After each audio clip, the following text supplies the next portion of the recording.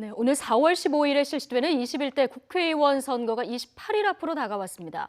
이번 시간에는 코로나19로 그동안 짚지 못했던 정치권 총선 이슈 좀 짚어보겠습니다. 김민석 전 더불어민주당 의원, 그리고 이준석 미래통합당 최고위원 모시고 현안에 대한 각 당 입장 들어보겠습니다. 두 분 어서 오십시오. 안녕하세요. 안녕하세요. 자, 어제 정부 원안이었던 11조 7천억 원 규모의 코로나19 추경 예산 국회를 통과했습니다. 하지만 여전히 부족한 것 아니냐 이런 지적이 나오고요. 문 대통령은 추경만으로는 턱없이 부족하다. 앞으로 비상경제회의를 직접 주재하겠다는 뜻도 밝혔습니다. 정치권과 지자체에서는 지금 긴급 재난지원에 대한 이야기도 본격 논의되는 분위기인데요. 영상 먼저 보고 오시겠습니다.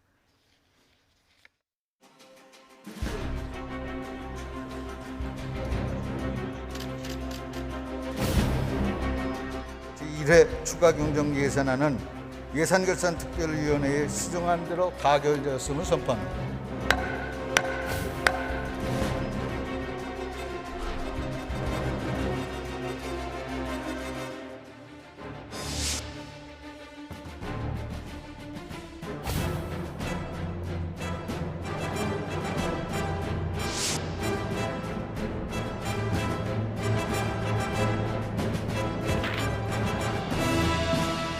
대통령이 직접 주재하는 비상경제회의를 통해 특단의 대책과 조치들을 신속히 결정하고 강력히 대처해 나가겠습니다. 비상이 생긴 것은 물론이고 비상한 경제 상황을 비상한 각오로 비상하게 대응해야 합니다. 당과 정부는 신속히 추가 대책에 돌입하고 2차 추경도 검토해야겠습니다.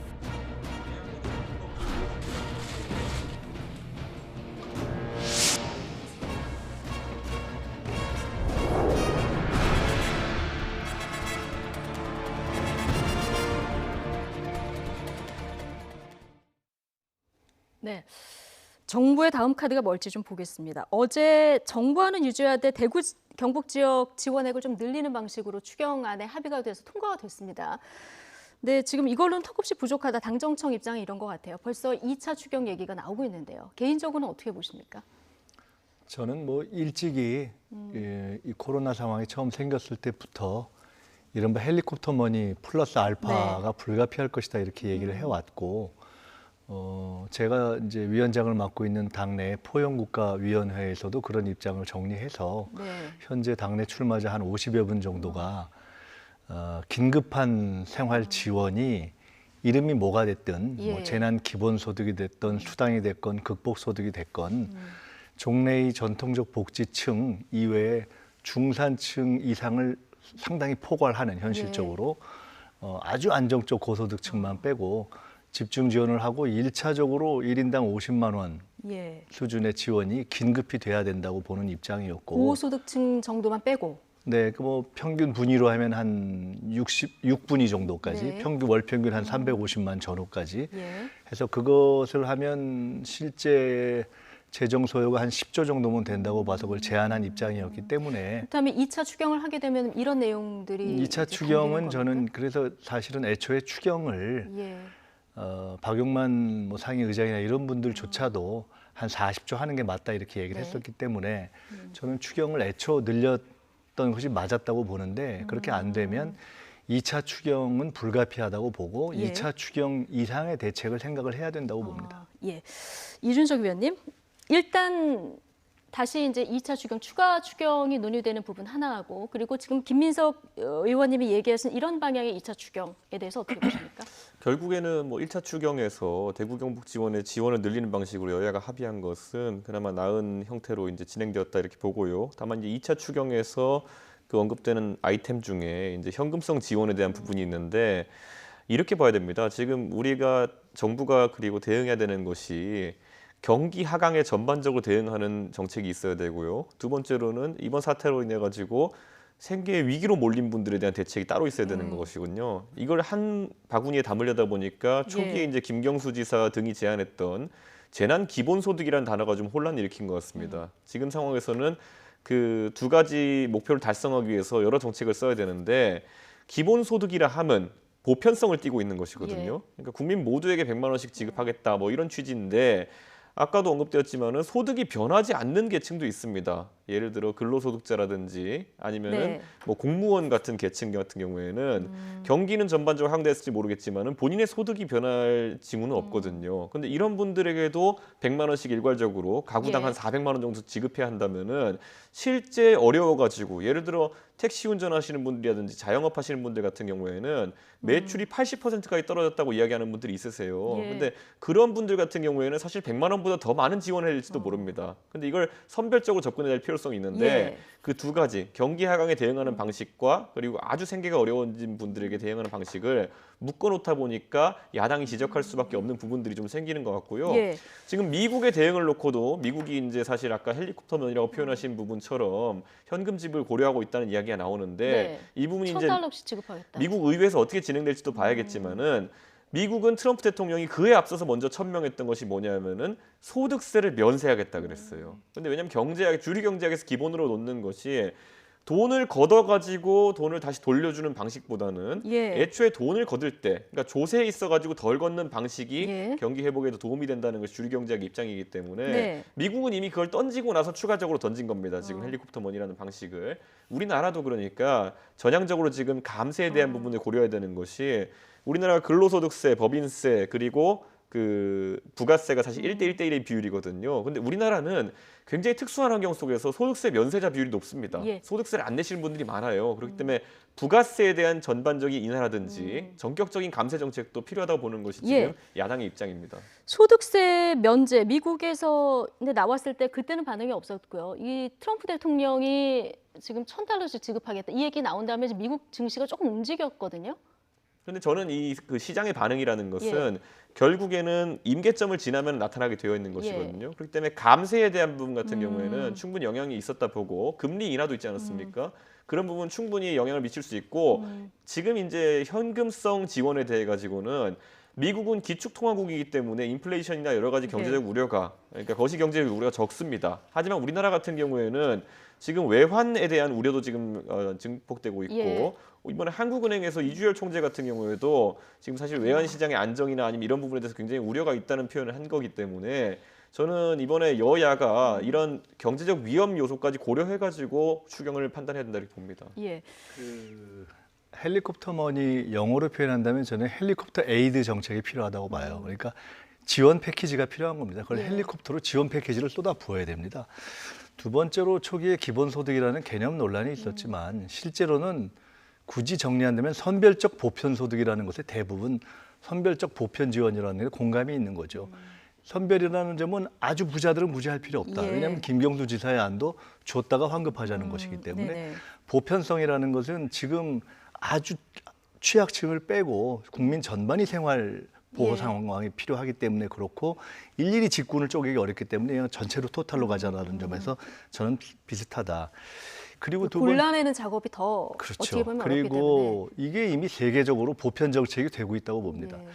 그리고 사실 이건 늦어지면 늦어질수록 점점 더 이 호미로 막을 걸 가래로 막는다고 하나요? 그게 커질 겁니다. 그래서 저는 사실은 초기에 1인당 50만 원, 뭐 2인이면 90, 예. 3인이면 뭐 120 이렇게 탄력성을 둘 수 있는데 이렇게 늦어지면요, 저는 1인당 100만 원으로 가는 것이 불가피해진 상황이 올 거라고 보고 있습니다. 그렇군요. 이미 상황이 예. 지금 급변하고 있다. 네. 지금 이 상황의 논의는 사실 저희가 이렇게 여야로 나뉘어서 논의를 하는 것이 의미가 별로 없는 상황이에요. 이걸 전통적으로 여야로 접근하는 것이 의미가 없습니다. 지금 뭐 왜냐하면 지자체별로, 당별로 아니, 그러니까 무슨 안 얘기냐면 좋다라고요. 예. 세계 경제학에서 그래도 잘 나간다고 할 수 있는 예를 들어 뭐 스티글리츠니 뭐 그 교재 많이 쓴 맨큐니 뭐 그레고리 맨큐 많이 알지 않습니까? 대학생들도 무슨 뭐 루비니 미스터 둠이라고 하는 네. 그러니까 게다가 초반에 이걸 반대했던 트럼프까지 즉 이미 보수와 진보를 뛰어넘는 예. 당장 살아야 되는 상황이 된 거예요. 이건 어떤 상황이냐? 1930년대 대공황과 유사한 상황이 예고되기 때문에 이렇게 가는 것이어서 아까 말씀하신 감세 패키지 좋아요 해야죠. 근데 예. 현금성 지원 패키지 안 갈 수가 없는 거예요. 토탈 패키지로 가는 것이 불가피하다 저는 이렇게 봅니다. 예, 이 보편적 성격이 가는 현금성 지원 이 부분 전주에 지자체에서는 전주에서 먼저 시행을 한 걸로 알고 있고 오늘 조금 전에 박원순 서울시장이 발표를 했습니다. 117만 가구에 30에서 50만 원씩 긴급 지원하겠다.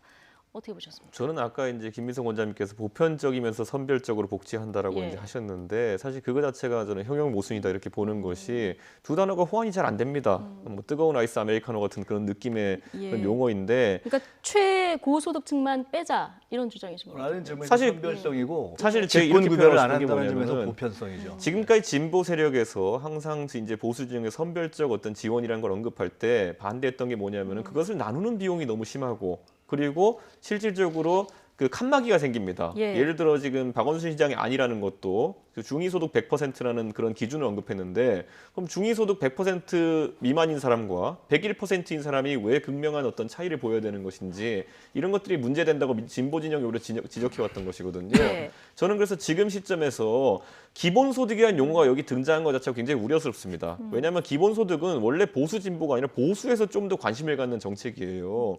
왜냐하면은 기본소득의 전제는 지금까지 여러 가지 복잡하게 나눠져 있던 수당을 일원화해가지고 기본소득으로 지급하자는 아이디어 하에서 나온 이런 정책이거든요. 그럼 지금 보면은 나오는 이야기들은 긴급 재난 수당에 가까운 성격의 이야기들입니다. 그렇기 때문에 용어부터 일회성이다 일단. 예, 그래서 네. 용어 자체를 정제해야 될 필요성이 있는 것이고 제가 꾸준히 언급하지만은 자 지금 당장 쓸 돈이 없으니까 돈을 찍어서 주면 되지 않느냐라는 언급이라는 것은 사실 경제 위기 상황에서 많은 어떤 다른 국가들이 통화 위기까지 가게 되는 단계 속에서 나오는 것들입니다. 그렇기 때문에 제한적인 지원을 통해 가지고 아까 말했듯이 평균 100만 원이 아니라 진짜 자영업자 같이 어려워지신 분들한테는 그 이상의 지원이 가도 좋다. 하지만 그 방식에 대해 가지고는 굉장히 현미경처럼 들어봐야 된다는 것이 야당의 입장입니다. 제가 간단히 말씀드릴게요. 우리 이준석 최고위원님이 굉장히 총명하신 분인데 이 김경수 지사의 안을 놓고 지금 얘기하는 게 아니잖아요. 예. 그다음에 지금 옛날에 진보 세력이 얘기했던 그걸 놓고 얘기하는 게 아니잖아요. 현 시점에서 최하층 이외에 중산층 이상까지도 현금성 지원이 필요하다라는 그 아이디어가 대부분 공감되어 있는 것을 놓고 얘기하면 그것만 놓고 얘기하면 돼요. 첫째.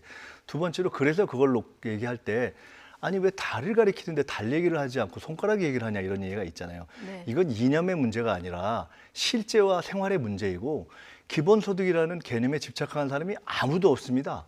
극복소득이라고 해도 좋고 예. 재난소득이라고 해도 용어는 좋고 뭐 수당이라도 어떻게 해도 좋고 긴급 상관없- 생활지원. 예. 따라서 저는 현재 제기되는 현실과 그 안에 대해서 야당이 주목해 줬으면 좋겠다. 네. 옛날에 여당이 했던 얘기 그중에 어떤 사람이 그랬을 수 있죠. 또 현재 여당에서 이러저런 의견이 있을 수 있죠. 그게 중요한 거 아니지 않습니까? 논쟁을 위한 논쟁이 아니라 실제 필요한 것을 어떻게 할 거냐에 대한 공감대만 만들면 통합당에서 감세하자 좋아요 할 수 있는 예. 거 찾아서 하면 되는 거죠. 아니 근데 저는 계속 지적하는 것이 돈을 지금 풀면은 그것이 소비로 연결되어 가지고 경기가 살아난다에 대한 개연성 자체가 그게 원래 뭡니까? 소득주도 성장의 기본 원리 아닙니까? 근데 그게 우리 사회에서 어떻게 적용되는 걸 보면은 기획과 실현이 달라요. 일자리 정책도 마찬가지 아닙니까? 예. 문재인 정부에서 55조 넣으면은 일자리가 얼마 생길 것이다. 그런데 양질의 일자리 생기지 않고 질이 안 좋은 일자리들만 생겨가지고 문제되고 있는 거 아닙니까? 네. 야당이 지금까지 문재인 정부에서 경제정책 펼치는 것에 대해서 반대했던 지점들이 결코 유효하지 않은 지점들이 아닙니다. 예. 그래서 이번에도 야당이 지적하는 부분은 진짜 어려운 부분들에게 평균보다 더 많은 지원을 하자라는 이야기를 하는 것이고 1차 추경에서 TK에 대한 추가 지원이 이제 발표된 것도 저는 그런 취지가 받아들여진 것이라 봅니다. 그렇기 때문에 여당이 그런 부분을 계속 고민했으면 좋겠습니다. 제가 그러니까 한 경제를 말씀만 더 살릴 수 드릴게요. 있는 마중물이 될 수 있을지 이 부분에 대한 확신이 없다는 말씀을 해주셨는데 요거 한 말씀만 예. 더 드릴게요. 지금 이 시점은 소득주도 성장을 비판하는 것이 아무 의미가 없는 때예요. 예, 별개 이게 얘기다. 소득주도 성장을 아닙니다. 위해서 하는 게 여당이 경제 아니잖아요. 예측에 가장 아니 실패했다는 그렇지 걸 않죠. 지적하는 것이죠. 그러니까 옛날에 그것에 대해서 소득주도 성장에서 문제의식이 있다 하세요.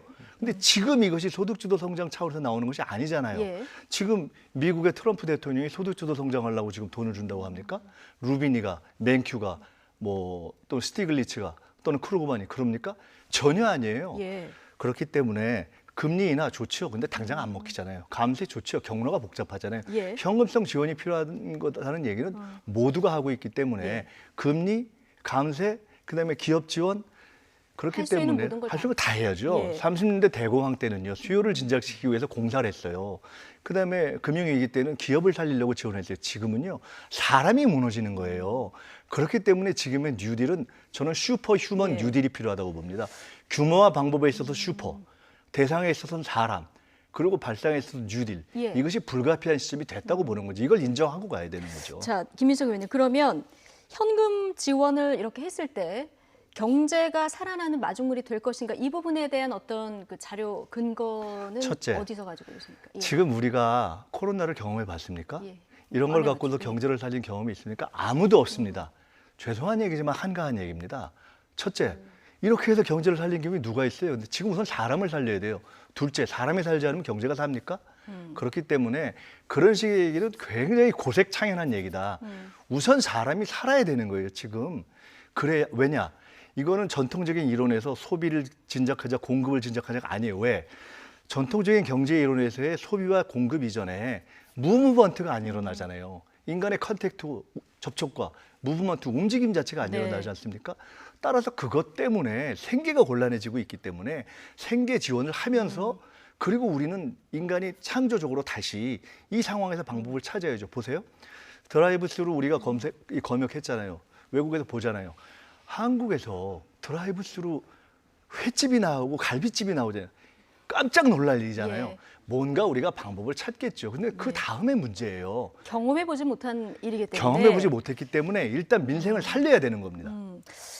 어제 저는 경제학을 예. 이렇게 쉽게 접근해가지고 돈을 찍어가지고 당장에 예를 들어 100만 원이 부족한 사람에게 100만 원을 주면 된다라는 논리로 이렇게 돌린다고 했을 때 그럼 나중에 1000만 원이 부족해지면 1000만 원 주자는 논리로 돌아갈 것이고 저는 이게 어떻게 주류 경제학에서 받아들일지 저는 이해가 안 갑니다. 아까 말했듯이 미국의 저명한 경제학자들 언급했지만요.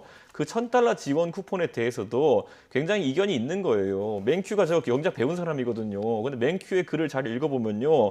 그 안에서 소비 진작을 일으켜야 될 구체적인 방안이 같이 마련돼야 된다고 언급하고 있어요. 근데 지금 아까 김민석 의원님 언급하신 것처럼 지금 밖에 나가가지고 현금이 100만 원 있는 사람이라 할지라도 감염이 두려워서 쓰지 못하는 상황 속에서 돈이 어떻게 순환한다는 것인지 이런 것들에 대한 설명이 있어야 되는 것이고 아까 말했듯이 근로소득자와 공무원 같은 경우는 소득의 변화가 있지 않았어요. 근데 그분들도 소비를 줄이고 있다는 것이 무슨 의미인지 이런 걸 봐야 되는 것인데 저는 그 부분에 대한 언급이 없고 대표적으로 자영업자 아까 제가 언급했는데요. 자영업자분들 뭐 김민석 의원님도 지금 지역구 나가보시면 말 많이 들으시겠지만은 당장 5월 달에 소득세 납부 같은 것부터 유예시켜 달라. 그걸 한 6개월 정도 뒤로 미뤄 달라. 지금 100만 원 받는 게 문제가 아니라 그때 몇백만 원, 1000만 원 이렇게 소득세를 내야 되고 또 지금 부가세를 내야 되는 것이 문제다. 이런 것들은 조세 행정을 뒤로 늦추는 정도는 정책적 판단을 할 수 있는 겁니다. 근데 이거 하지 않고 100만 원씩 통장에 꽂아주겠다를 앞세우는 것은 많은 사람들이 우려하기에 경제적 효과를 면밀히 고려했다기보다는 총선 앞두고 지금 구도를 만들려는 것이 아니냐라는 우려를 살 수밖에 없는 것이에요. 예, 저는 이 특히- 문제에 예. 대해서 저희가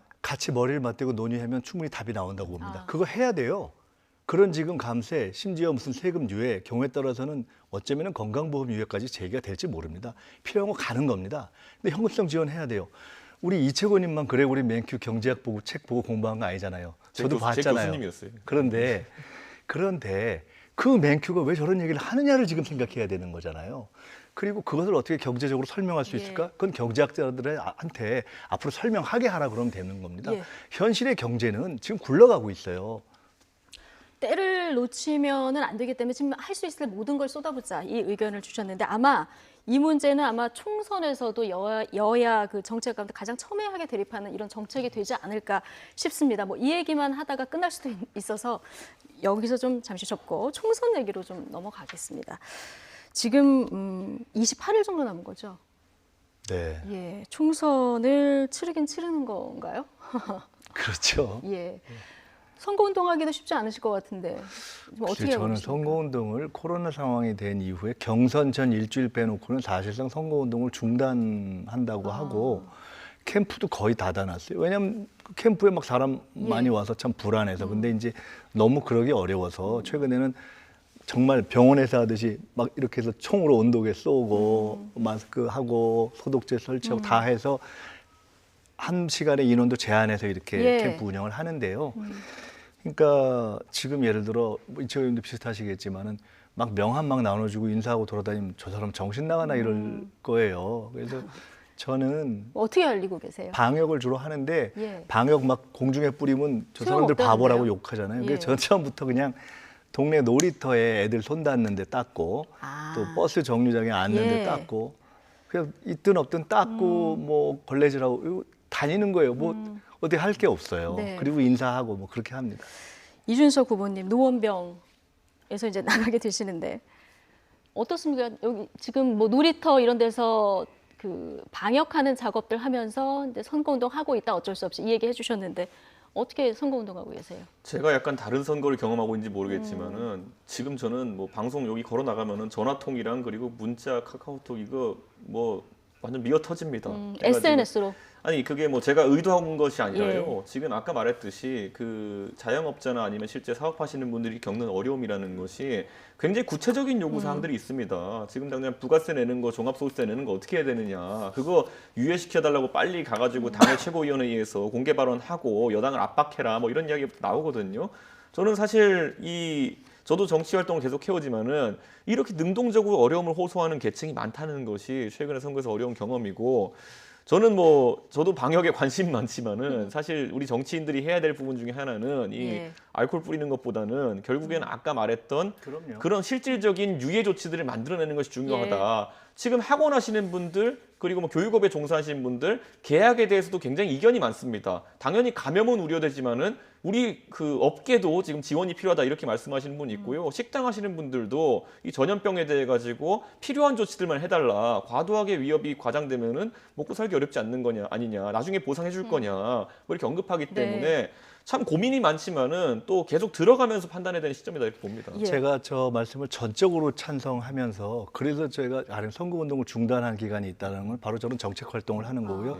뭐 50만 원 제한도 여러 가지 제한을 하는 거고 아까 저렇게 말씀하신 너무나 다양한 계층이 현재 있고 또 말씀 안 하는 분들 중에도 많기 때문에 지금은 아주 부자들 빼놓고는 사실은 부자들도 어려워요. 비행사가 막 문 어렵고 여행사가 지금 한두 군데 빼놓다 문 닫는 거 아니에요. 그래서 보편적인 지원을 할 수밖에 없다고 저는 생각하는 거예요.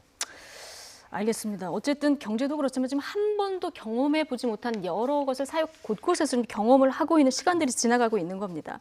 자, 선거에 대해서 걱정이 많아요. 지금 사전 선거 투표 기간 5일로 연장해야 된다 이런 주장도 나왔고 하나 걱정이 지금 재외 투표가 당장 4월 1일부터잖아요. 근데 여기 지금 외국의 경우 이동 금지를 내린 나라들도 있어서 이건 좀 물리적으로 안 되는 상황 이런 건 어떻게 해결을 해야 될까요? 실제로 그런 부분은 참 안타까운 부분이지만은 선거 일정을 조정하거나 아니면 기간을 늘린다 이런 것들이 사실 여야 간에 뭐 사실 또 불필요한 논쟁을 낳을 수 있는 것이거든요. 그래서 아마 그 부분은 좀 조심스럽게 언급이 돼야 될 것 같고요. 당장 이제 가장 걱정되는 것은 투표율입니다. 실제로 그저께 이제 프랑스에서 지방선거가 있었는데 17% 정도 지역에 따라서 20%까지 이제 그 투표율이 하강했거든요. 근데 사실 선거를 앞두고 그 정도로 유권자들이 투표장에 가는 것 자체를 두려워하는 상황이라 그러면은 저는 정부에서 그런 부분을 안심시키기 위한 노력을 해야 된다. 예를 들어 투표장에서 투표 시간이 지금 제한되어 있지 않습니까? 근데 뭐 사전 투표 기간을 늘리는 것보다도 투표 시간이 좀 분산될 수 있도록 더 늘려서 그런 것들을 조정해야 되지 않을까라는 생각이 들고 지금 당장 뭐 그 투표일 당일에 아이를 동반해서 투표장 가기가 두렵다 이런 말들을 지역에서 듣거든요. 그런 경우에는 예를 들어 타가라든지 이런 부분에 대해 가지고 여러 지원이 있어야 되지 않을까 긴급한 이런 판단을 하는 것이 어느 때보다 지금 민의를 정확하게 투표에 반영시키는 건 중요합니다. 그런데 그것이 국민들의 어쨌든 정책에 대한 판단이 아니라 전염병에 대한 두려움 때문에 우리가 국민들의 그 다수의 판단을 받지 못한다는 것은 그럼 굉장히 우려스러운 상황이기 때문에 투표율 제고에도 노력을 해야 됩니다. 그렇군요. 4월 15일까지는 바라는 바로는 조금 이 코로나19 상황이 좀 진정되기를 바라는 거고 지금 투표일 우려가 되다 보니까 마스크 지급 방안이 나왔습니다. 어떻게 보십니까? 글쎄요. 저는 마스크 지급 방안은 이미 지금 선관위에서 얘기 안 해도 마스크 논의가 많이 되고 있기 때문에 그날 마스크를 지급하냐 마냐는 큰 쟁점은 이미 아니라고 봅니다. 뭐 투표를 아니 그 전에 좀 이미 마스크들은 많이 공급이 될 거고 우리가 첫 마스크를 쓰든 어떻게든 할 거기 때문에 문제는 본질적으로 줄을 서서 투표를 할 수 있느냐 없느냐 그거 사실 고민해야 되잖아요. 그렇죠. 그걸 못하는 상황이 되면 못하는 거예요. 근데 우리가 그렇게 않게 되기를 바라는 거죠. 다만 그렇게 해서 현재로서는 투표율을 높일 방법을 찾아야 되고 아까 말씀하신 여러 방법 찾아야 되고 심지어 드라이브스루 투표를 하자는 얘기까지 나와서 정말 여러 가지가 나올 겁니다. 이제 해봐야죠. 그런데 시간이 별로 없어서 시간이 없죠. 그래서 일단 노력해보고요. 막아야 되고 아마 이번 지나고 나면 전 세계적으로 이 온라인 투표를 어떻게 강화할 거냐는 얘기가 나올 거고 한 가지 분명히 말씀드리고 싶은 이번 것은 28일 남았는데 온라인 투표 만약에 안 되는 거죠. 안 이번에 되는 거죠? 못 하는 거죠. 이번에 못 하는 거고. 근데 이번이야말로 우리가 반드시 여러 가지 이슈를 보면서 야 정말 국가의 방향을 어떻게 갈 거냐를 놓고 투표를 사실은 많이 해야 될 시점이다. 아까 그 말씀하신 굉장히 중요한 선거거든요. 근데 투표를 잘 할 수 있을까? 진짜 하늘에 빌고 또 노력을 해야죠. 저는 그래서 이제 사업장을 운영하시는 분들 같은 경우에는 과거의 사전 투표의 양태를 보면은 최대한 이제 점심 시간이라든지 이런 기존에 보장되었던 휴식 시간 동안에 가가지고 투표할 것을 권장하는데 예. 뭐 사업하시는 업주분들께서 만약에 그 시간을 기업 내에서 분산시켜가지고 예를 들어 뭐 예. 업무 분장을 잘해가지고 뭐 1시간씩 이렇게 스닷을 나눠가지고 근로하시는 분들이 순차적으로 투표할 수 있게 한다든지 이런 노력을 기울인다면은 네. 사전 투표에서도 많은 양을 소화할 수 있다면 좀 우려가 덜하지 않을까 이렇게 네, 생각합니다. 알겠습니다. 국민들이 소중한 한 표 행사할 수 있도록 그 여야 막론하고 정치권에서 좀 머리를 맞대주시면 좋겠고요. 자, 이번 총선의 최대 이변 바로 비례위성정당 문제가 아닐까 싶습니다. 이건 뭐 여야 할 것 없이 지금 뭐 수면 위로 떠오른 문제인데 먼저 여당 상황부터 좀 보겠습니다. 자, 이 총선 그 비례대표용 연합정당 플랫폼 더불어민주당이 시민을 위하여로 공식화했습니다. 정치개혁연합 빠졌고요. 녹색당, 미래당 빠졌습니다. 윤호중 더불어민주당 사무총장 이야기 잠깐 듣고 오시죠. 시민을 위하여가 이 후보를 내는 것이 아니라요. 일테면 그 이번 총선에서만 사용할 1회 용기를 만드는 겁니다. 그 안에 어떤 과일이 담길지는 참여하는 정당들이 내놓는 것이거든요. 그러니까 이념 문제라든가 성소수자 문제라든가 이런 좀 불필요한 소모적인 논쟁을 일으킬 수 있는 정당들과의 연합에는 좀 저희는 이 어려움이 있다 이렇게 판단하고 있습니다. 시간이 많지 않아서 저희가 각 당 상황은 그 해당 의원님께 물어보도록 하겠습니다. 김민석 의원님, 일단 지금 더불어민주당이 당초는 비례연합정당에 참여하겠다 이렇게 얘기를 했는데요. 정치개혁연합은 안 들어갔고요. 지금 시민을 위하여를 플랫폼 정당으로 하겠다고 얘기를 했습니다. 그리고 좀 생소한 정당들이 많이 들어가다 보니까 이 정도면 민주당이 참여가 아니라 이제 주도하는 것이 아니냐 이런 얘기가 나옵니다. 그건 이제 결과론적 측면에서의 예. 이야기고요.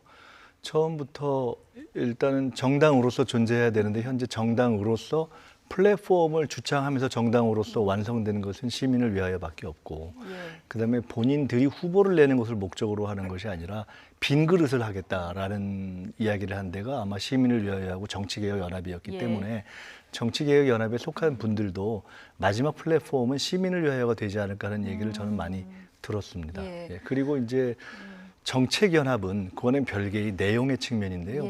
아까 지금 보니까 저도 저 워딩은 처음 봤는데 기사는 뭐 소모적 이런 표현을 썼다고 했는데 지금 기사를 저 내용을 보니까 어려움이 있지 않겠느냐 윤호중 총장이 저렇게 표현을 했군요. 어떠한 당들은 그것은 정당 연합 내지는 정책 연합으로 결과될 상황에서 민주당이 요번 4년 동안 국회에 같이 할 파트너에 대한 입장을 얘기하는 것이기 때문에 우리는 여러 문제에 대해서는 정책 연합을 하기는 어렵다라는 입장을 낸 것이어서 저는 굉장히 자연스럽고 책임 있는 얘기라고 봅니다. 그렇다고 해서 저것이 끝은 아니죠. 그건 그 상대들이 이번 4년 동안 어디까지 주장할 것인가 하는 부분을 서로 얘기를 해서 맞춰야 될 문제라고 봅니다. 자, 근데 플랫폼 정당으로 선택한 시민을 위하여 조국 전 장관 수호 촛불 집회를 주도한 분들이 많이 계시는 이런 정당이라고 볼 수 있습니다. 이번 선거가 민주당 내에서 조국 대 반조국 선거로 가는 것이 어떻게 보면 표상으로 보면 좀 유리하다 이런 판단이 내부에서 있는 겁니까? 그건 전혀 잘못된 프레임이고요. 예. 시민을 위하여 참여하는 분들 중에 민주당 지지자들이 많으니까 조국 전 장관의 문제에서 조국을 지지하고 말고 떠나서 검찰 개혁을 지지한 분들이 다수인 건 자연스럽겠죠. 근데 저것은 그 내용의 문제가 아니라 그냥 빈 그릇으로 투표할 거냐 말 거냐이기 때문에 지금 말씀하신 것은 일부 제기될 수 있는 프레임이지만 전혀 저 문제와는 별개의 문제라고 생각합니다. 자, 일부 제기될 수 있는 프레임이고 큰 문제가 안 된다 얘기하셨습니다. 어떻게 보십니까?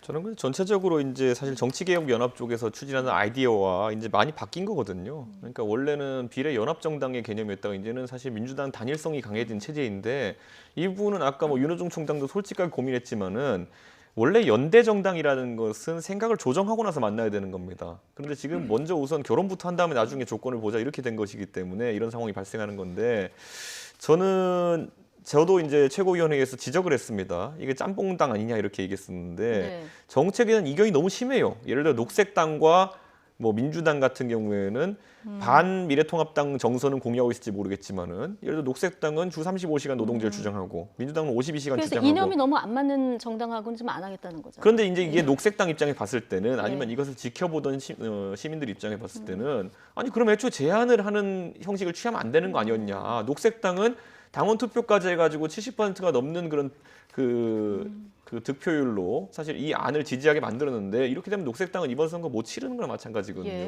그러니까 저는 이게 또다시 한번 과거에 4+1 내에서 있었던 민주당의 소수당에는 횡포와 마찬가지로 이번에도 비슷한 양태가 이제 벌어짐으로 인해 가지고 앞으로 민주당이 어쨌든 그 4+1보다 더 넓어진 이번 판에서 주도적 역할을 하기에는 좀 어렵지 않나 이런 생각을 하게 됩니다. 예.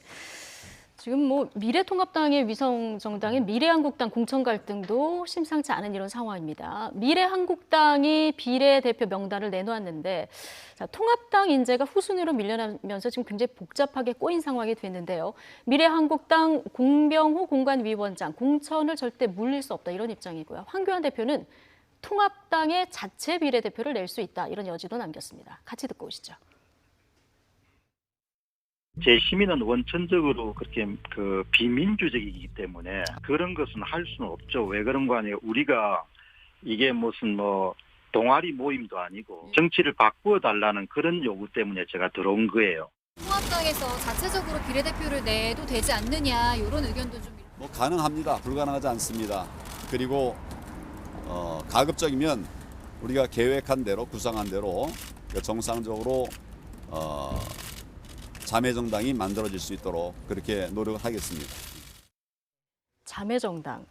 자매끼리 생각이 다른 자매들도 굉장히 많습니다. 근데 그렇죠. 예, 지금 뭐 통합당에서는 천하의 배신이다 이런 얘기까지 나온 상황인데, 근데 형식상으로 보면 독립정당이잖아요. 예.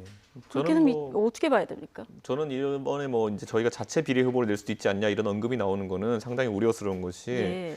원래 운전하다 보면 가장 사고 많이 나는 게 1차선에 있다가 이 길이 아닌가 봐 해가지고 3차선을 갑자기 틀어가지고 우회전하려고 그러면 사고 나거든요. 예. 그러니까 저는 그런 상황 자체는 언급조차 하지 않는 것이 좋다 이렇게 판단하고. 그러니까 미래통합당 자체 비례 후보를 내는 건 언급을 안 하는 게 좋다. 저는 그건 불가능은 아니다 이렇게 예. 생각하는 것이 저희 당에는 지금 비례대표 추천하는 공천관리위원회도 구성되어 있지 예. 않습니다. 그렇기 때문에 지금 상황에서 그렇게 하는 것은 어렵고 미래한국당 같은 경우에는 저는 이번 일이 끝난 다음에도 나중에 이제 그 공수처장 임명 국면에서 예. 제3교섭단체가 어떤 당이냐를 가지고 본인들의 독자성을 주장하려고 할 겁니다. 바로 합당하는 것보다는. 그러니까 이런 부분은 많이 예견되었던 것들이거든요. 이미 예견이 됐던 거다. 그렇죠. 왜냐하면 그 공수처장 임명할 때 보면은 여당이 2명 추천하고 야당이 2명 추천하게 되어 있는데 야당 중에 한 명은 이제 그 미래통합당에서 교섭단체 구성할 테고요. 나머지 하나가 지금 미래한국당이 되느냐, 아니면 과거 기준 정의당이 되느냐, 아니면 이제는 그 민주당의 비례민주당이 되느냐 이런 국면이거든요. 예. 그렇기 때문에 공수처장을 중요하게 판단하고 있는 야당 입장에서는 이 국면에 있어가지고 미래한국당에 대해서 아주 그 강한 어쨌든 통제력을 발휘하기도 어려운 네. 상황입니다. 그래서는 이 국면에서는 뭐 저도 지도부의 일원이지만은 너무 단편적으로 이렇게 판단해가지고 영입 인재가 들어갔느니 못 들어갔느니 이런 것보다는 아까 말한 정강 정책을 공유하고 정체성이 맞는 사람들이 들어왔는지 안 맞는지를 가지고 판단하는 것이 옳을 것 같습니다. 미래한국당 공천. 그럼 이제 황교안 대표가 영입한 인재들은 어떻게 되는지 궁금하고 공병호 공관위원장 같은 경우는 한석 정도는 조정할 수 있다 이렇게 얘기를 했는데 그럼 만약에 그 미래통합당 입장에서 불만이 있더라도 그냥 가야 된다. 공병호 위원장도 그 상황에서 뭐 약 올리는 예. 것도 아니고 네. 한석 언급하고 이렇게 하는 것들은 굉장히 부적절하다 이렇게 보고요. 저는 다만 이제 미래한국당 입장에서 미래통합당에서 영입했던 인재 중에서 제 생각에는 뭐 충분히 국회의원을 지내실 만한 우수한 인재들이 많았음에도 불구하고 그리고 그렇게 선택한 것은 미래한국당의 자체 득표력이라는 것이 사실 없는 상황 속에서 미래통합당의 지지층이 이전돼야지만 득표를 할 수 예. 있는 상황이거든요.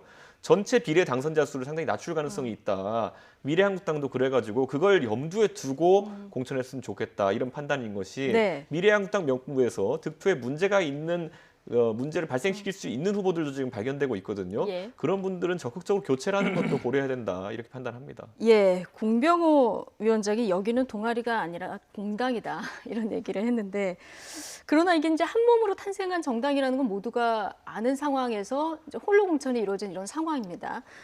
자, 민주당 입장 말고 평론가 입장에서 봤을 때 통합당이 지금 여기에 관여하는 게 맞습니까? 아닙니까?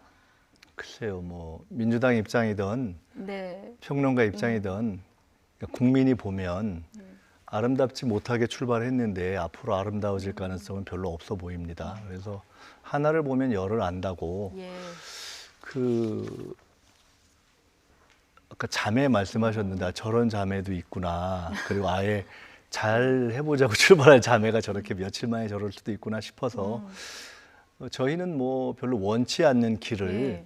지금 이제 어쩔 수 없이 미래한국당 만들고 그렇게 해서 우리 나름대로 가고 있고 저희는 뭐 그걸로 뭐 민주당이 의석을 뭐 더 많이 갖겠다 이런 생각도 없고 예. 소수정파와 함께 우리 정책은 지키면서 하겠다 이런 길을 가고 있기 때문에 예. 미래한국당이나 미래통합당이 이 문제를 갖고 저희를 비판할 시간이 별로 없어 보인다 이렇게 생각이 듭니다. 네. 어쨌든 이 비례정당 관련해서는 양쪽 다 지금 잡음이 조금 나오고 비판의 목소리도 나오고 있는 상황이라서 당초 예상했던 그럼 이 득표율이 실제로 이 비례정당에 갈 수 있을지 이것도 사실 물음표가 찍어지는 이런 대목이긴 합니다. 이런 데도 도대체 누가 만들었습니까, 진짜? 거기부터 시작하면 이제 논의를 지금 다시 시작해야 돼서 원래 여기서 쌍방과실 때 먼저 때린 사람이 알겠습니다. 문제입니다. 예. 마무리하도록 하겠습니다. 김민석 전 더불어민주당 의원, 이준석 미래통합당 최고위원 두 분과 함께했습니다. 고맙습니다.